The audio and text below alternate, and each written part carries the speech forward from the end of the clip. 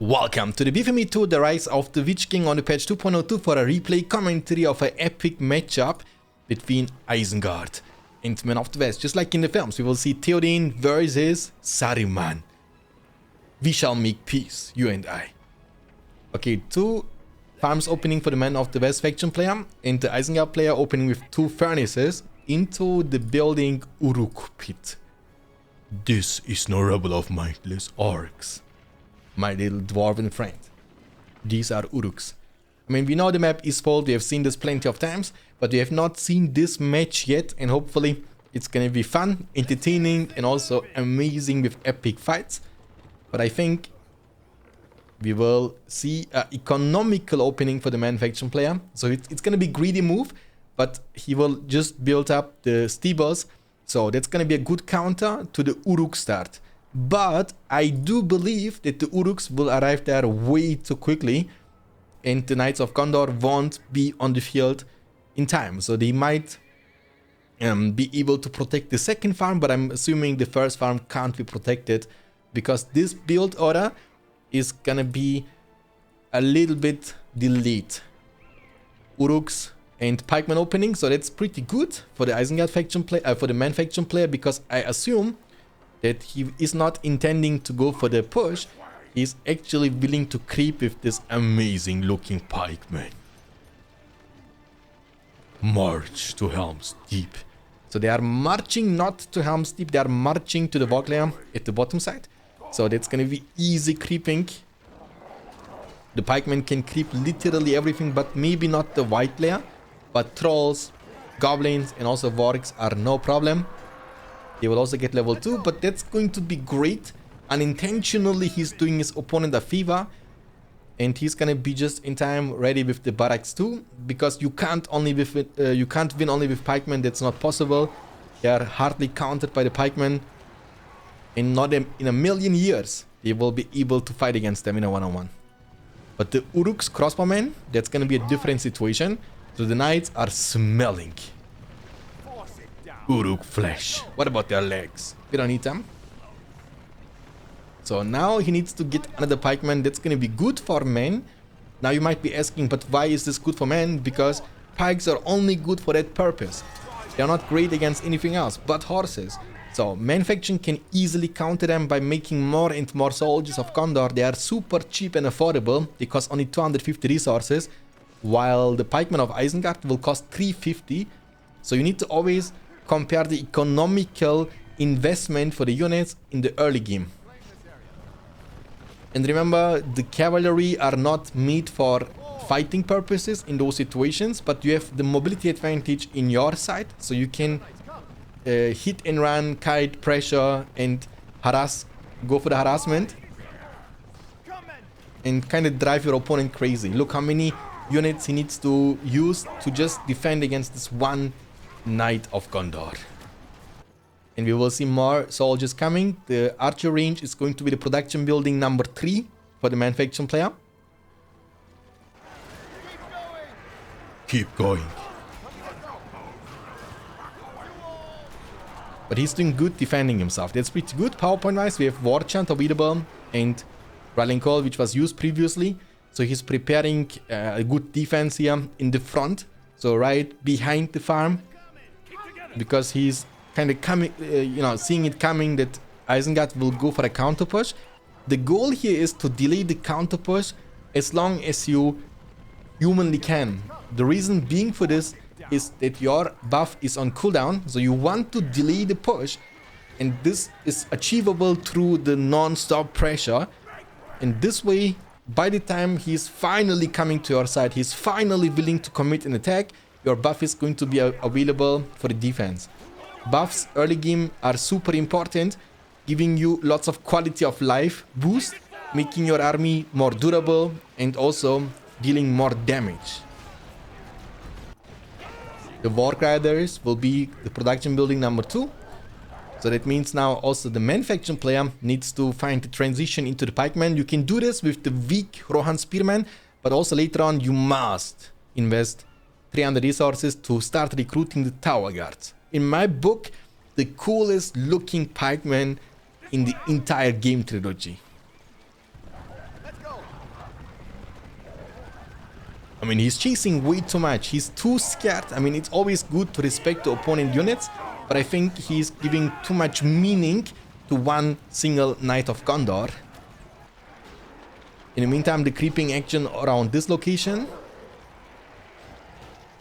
So the creep, of course, has no chance. PowerPoint-wise, it's looking better, slightly better for Isengard. But that's thanks to the creeping. Man faction wasn't able to creep yet. I mean, he was able to take one creep versus two. And now he's grouping.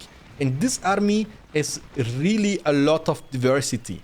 So we are talking about archers, pikemen, swordmen, horses. So basically everything that you can recruit from Man faction has been recruited.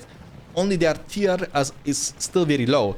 So, of course, Rohirrim are better compared to the Knights of Gondor. Tower Guards from Gondor, the Tower Guards are stronger compared to the Rohan Spearmen. And, of course, the Rangers are also far better compared to the Gondor Archers.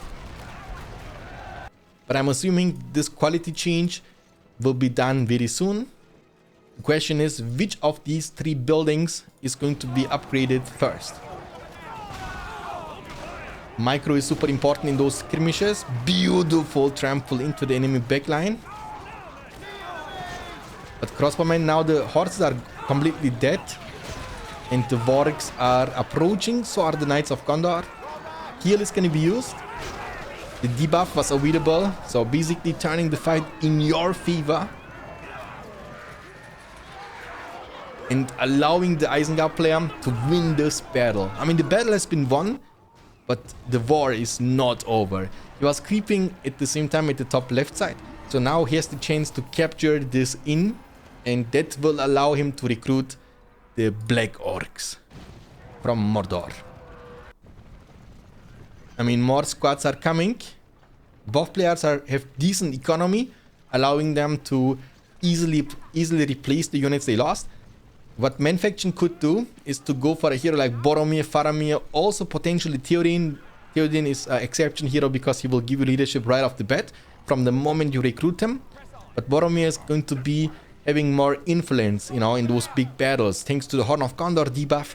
And has also leadership. It's not easy, it's not hard to level him up, I mean. The wargs are respawning over time. And the cave bats are not flying anymore. What happened to the citadel? Lurtz is on the hunt. Find the halflings. Find the halflings.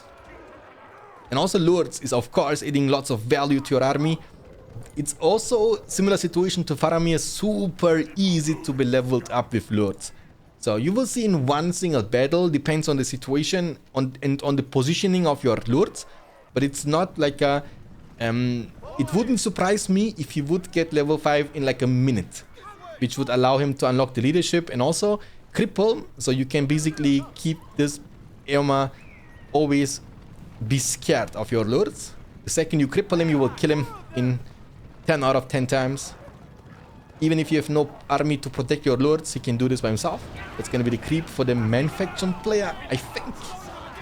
Actually, Isengard took the last hit from the lair. And also a bunch of resources got stolen. Eomer is good against enemy cavalry, so especially his spear throw going to be super effective, dealing splash damage, hitting multiple units at the same time. And then his outlaw leadership will basically make you rich. So Black Orcs, they cost 300 resources, the same amount, a little bit cheaper than the Uruks. But it doesn't mean they are weaker than the Uruks. And the third production building is going to be the clan steading. So basically giving you the opportunity to go for the Wildman of Dunland for now. But later on you can also recruit the Wildman Extra, which, if you don't know, are a counter to the enemy archers. So if you see enemy spamming too many rangers, that's a counter possibility. Because there is going to be a time in which your War Riders can't approach anymore. You will have potentially too many pikemen to protect. And then your extroverts, so basically you want to fight range with your range. Army is getting gathered and Tower Guards are looking dope with their big shields and preparing for a push. So we have only 2 regular archers, but that's about to be changed because archer range is now finally level 2. And the Ithilien Rangers are gonna be on the menu very soon. Plus, he has also the Grand Harvest on his farm, so growing rich naturally. Isengard has no industry yet, but he can always go for the lumber mills, allowing him to also increase the resource generation. And in the mid to late game, Isengard is most likely the wealthiest faction in the game. So super rich industry, field of fires, devastation, so many tools to get even richer. And this is the reason why you will see Isengard in the mid game being the one faction that always gets the upgrades first. So heavy armor, forge plates, and fire arrows will be purchased most likely for Isengard first. And also, this is a level 5 Warrider battalion. That's something we don't see very often. Lords, I mean, the fight didn't break out yet. Archers.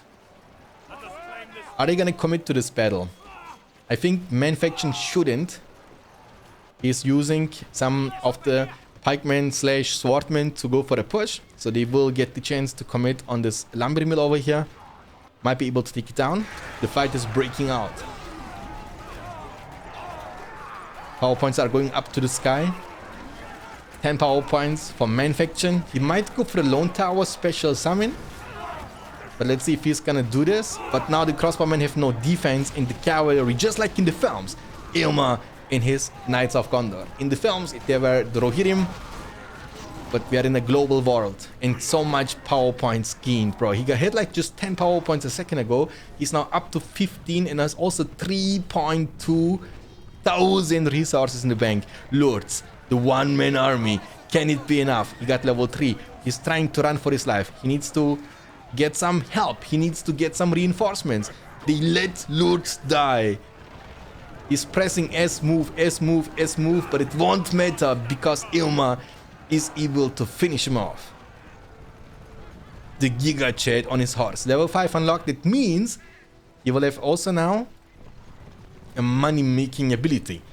But we have a White Wizard that has to be good for something. We might even get the chance to see the second White Wizard because I've seen that this player had over 3,000. He also went for the banners onto in the Citadel, so basically getting free, not free, but getting, ooh, the Blaster Isinio.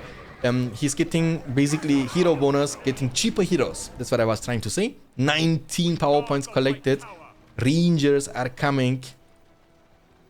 More of them are coming. Tower Guard Ranger combination. The elite professional army of Gondor. Fireball, Doom, Sun. But this guy should definitely not be underestimated, okay? And especially not when he's level 6. The Thunderbolt plus the Fireball give you like a safeguard. So basically lots of range so you can cast it without being in trouble and danger. And you can repeat it every 2 minutes. So 1 minute, 2 minutes. So basically every 2 minutes you can get 1 Thunderbolt and 2 Fireballs. And they both have splash damage. So basically they are anti-clump. But Aragorn is here. So he's gonna have his legendary speech, but not this time not at the gate of Black in the gates of Blackgate. This time in the gates of Eastfold. The day may come when the courage of men fails. Okay, this is going to be a decisive battle. Army of Isengard versus the army of Gondor.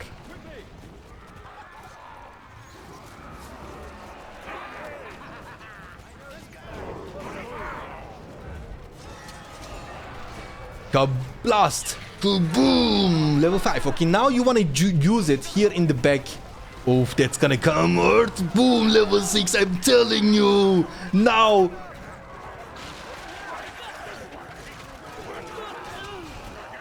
Use your Thunderbolt. He's about to do this. Kaboom! I told you!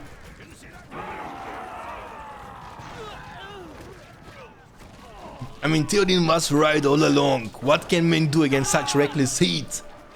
I mean, Tom Bombadil is being annoying, of course, knocking you down on the ground. The heal regeneration from the well has been doing a phenomenal job. But Aragorn is just not it. He can't just go in and do his thing. The Uruk Deathbringers. Hard to see in those big battles, but even harder to ignore. If you don't see them, they will slaughter you. Ultimately strong units, hero damage 250, but not a hero damage that's you can't compare to Aragorn with his Blade Master. Isengard is using the Warg Riders for pressure, so they will get potentially the chance to commit to the level 2 farm, but Tower Guards and Rangers are moving already. And also Eoma is here. The Spear Throw is on cooldown. Okay, the fight was great for Isengard in my opinion, even though his army got outclassed because of the healing and lacking of leadership. Leadership you can only receive from this bro over here. The stun through the Cloud Break will allow every... Kaboom! What are you made of, son? Is this the White Wizard Saruman show?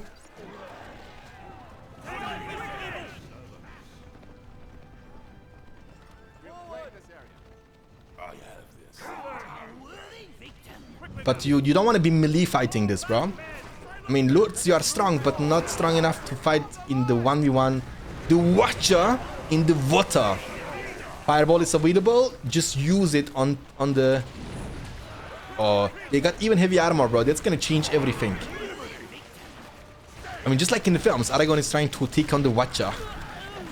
Lords is super in trouble. I don't see Saruman potentially dying somewhere. The Uruk Deathbringers are dying too to the Knights of Gondor. Saruman is here. He's about to use the Thunderbolt on your face. Level 9. Level 10 is going to unlock the Dominate. That's an ability which is super underrated. I mean, not underrated because it's unseen, because it's super random or rare that you will see Saruman level 10. It's gonna happen once a year, you know? But if it's gonna happen, it has the potential to turn the game fully around.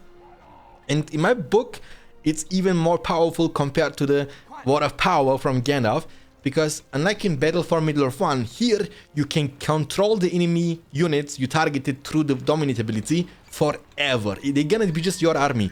So while the Word of Power can kill the enemy army, this ability from Saruman can turn the army of your enemy to yours. So you have no army, you have Saruman. Saruman is going to get you the army. And he's only one level and a quarter away. Remember, every 2 minutes Thunderbolt, every minute Fireball. And if you can keep Saruman alive and get to rotate with those powers 2-3 times, you will get to the level 10 mark. Trust me on that one. But man has the higher quality army. Yes, of course, Tower Guards with heavy armor, they are super durable. With the Porcupine formation, they receive even 75% additional armor, making them to the ultimate frontline unit, which is almost impossible to be taken down. And Saruman, even though he's a brave white wizard, needs to be careful, should not underestimate the power of the Knights of Gondor. Beautiful.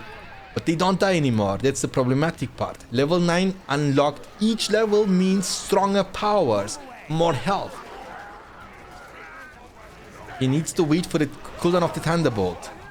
Does he have the ability? He is going for the ability on... This is the armory upgrade, so basically making your upgrades from the armory cheaper on your units. And he needs that because he's about to lose the level 3 furnace. His command points are dropping down to 900 versus 1000. 21 power points collected from men and only 19 power points collected. Thunderbolt is available. He was trying to dodge it because that's a possibility you can do. You can't really dodge it fully unless your opponent doesn't pay attention, but you can reduce the splash damage by not being grouped in one place. Kaboom.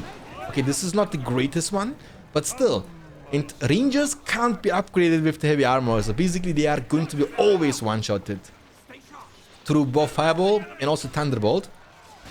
Saruman needs to be careful what is he doing in the front line. Taking way too much damage. Gonna turn and use this.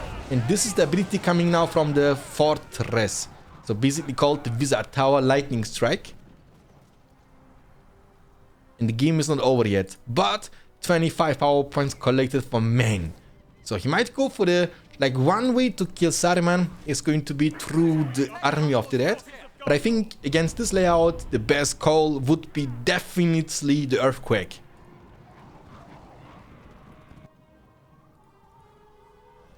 Double Siege Works technology.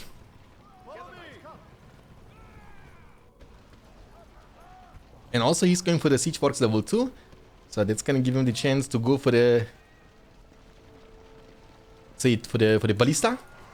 Fireball, boom, I'm telling you, but EOD is coming, the cheat code has been activated. He's using the Vision of Palantir, which will hopefully give his heroes enough speed up to outrun the EOD. EOD is strong, but super short duration. Even with the Vision of Palantir, Saruman doesn't seem to be able to get away. And even if he can, the knights were on the hunt. And he was running into more units. Okay. I mean, the only win condition Isengard had is now gone. Saruman is dead. And nothing stands in between the main faction player and the victory he's desiring to achieve. Oh, he was committing.